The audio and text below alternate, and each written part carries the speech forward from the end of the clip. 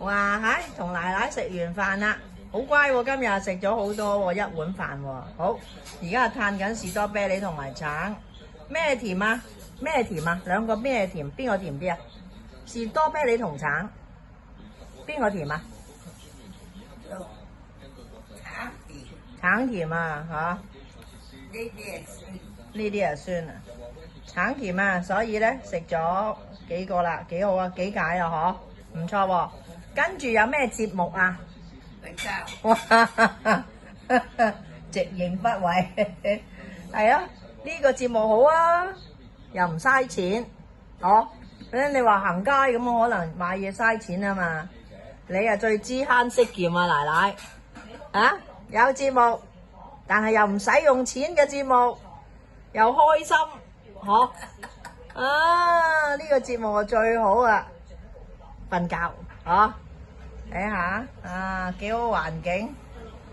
而家大舅父啊喺度陪佢睇緊，佢都唔知幾關心呢個世界大事啊！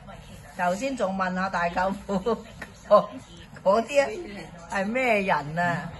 係啊，大舅父仲話係伊朗人咯。哎呀，討論緊啊！我中意食酸嘅，係啊，討論緊啊！佢話嗰啲士多啤梨酸啊！咁你食橙咧？你食埋呢兩嚿好唔好啊？見阿許宣安喺度不停咁夾，佢就話酸啊！我中意食酸嘅。係啊。你夠陣先，我中意食酸咯。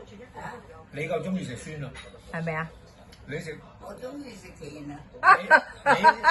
你講大話啦！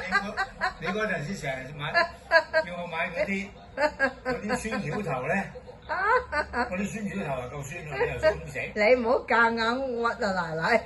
人哋係中意食甜，你唔係中意食買酸條頭咩？係咪？總言之，你話東佢就話西，你話左佢就要話右。你而家中意食甜。你嗰陣時係咪中意食酸條頭啊？買啱酸條頭俾你食好唔好啊？